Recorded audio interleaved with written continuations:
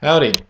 Welcome to the How to Start a Partnership in Arkansas by us here at startabusiness.org. This is going to cover LLPs, LLPs, and LLLPs. That stands for limited partnerships, limited liability partnerships, and limited liability limited partnerships. All these must be done in compliance with Title 4, Chapter 46 of the Arkansas Code of 2010, or Title 447 of the same code. You can click on these links if you want a little bit more detail on those statutes, which I'm sure you're just dying to read. It should be noted that you cannot file for a partnership online for whatever reason, so it's got to be done by printing off the PDF file and mailing it all, the old school snail mail way to the Secretary of State. Now, if you're filing as a domestic partnership, which means that you're filing within the state of Arkansas, you're starting a new partnership within that state, you'll be filing domestically. That's going to cost you $50. If you're filing as a foreign partnership, that means you've been created somewhere else, you'd like to do business within the state of Arkansas. That's what foreign means. It's going to cost you $300 filing fee. Now that we've been over that, let's move on. It's important that your name be completely unique within Arkansas. So in order to do that, you can use the name database search or business entity search on the Secretary of State website in the Business and Commercial Services region. You can click on this link here. There's also a little tutorial video that we've made on how to do a business entity search in case you're confused, and we have a written tutorial on the startabusiness.org website for the state of Arkansas. So you've got an original name. Now it's time to print off the PDF forms. So we have either the application for Certificate of Authority of a Limited Partnership, which is for a foreign partnership, or we have a Certificate of Limited Partnership, which is for a domestic partnership, and we just went over exactly what those are. So if you're confused, maybe just rewind the video a little bit. So click on one of those. You can print it off and fill it out as we've shown here. Now, I kind of skipped a step here. I should tell you that we are just going to go over how to file a limited partnership. Now, if you can't figure out how to file an LLP using the steps we showed here, or an LLLP, then I'm afraid that there's no hope for you anyway.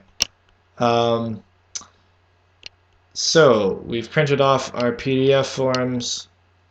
We're going to fill them out in accordance to these state statutes, and if we want, we're going to click on those state statutes to read more about them. Here's what's filing a Certificate of Limited Partnership, which, if you remember correctly, is for a domestic partnership will require. So you'll need the name, the address, mailing address of initial office, name of initial agent, so on and so forth. And we've shown the same for a foreign certificate, and all that.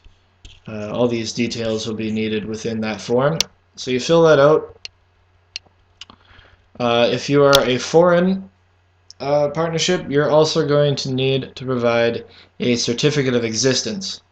Now what that is just a certificate signed by the Secretary of State of your home state, or similar authority if you're from another country, that just proves that you exist, obviously certificate of existence, and that you're a legitimate business. If you're filing, actually that doesn't apply, never mind. I was going to say if you're filing online, but you can't do that anyway.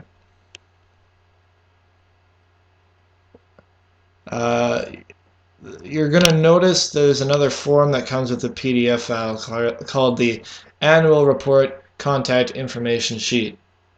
That's pretty much just so that you can fill out the person who's going to have contact with the Secretary of State to receive any correspondence, or who's going to fill out the annual report form, provide their information, contact, address, email, all that stuff on that form, attach it with the other one. If you are finished step 3, then we can move on to step 4.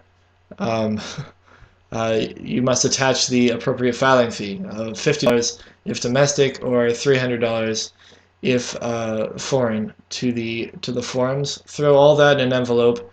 On the front of the envelope, write Arkansas Secretary of State, the rest of this, and put a stamp on it and mail it to the Secretary of State to finish your filing.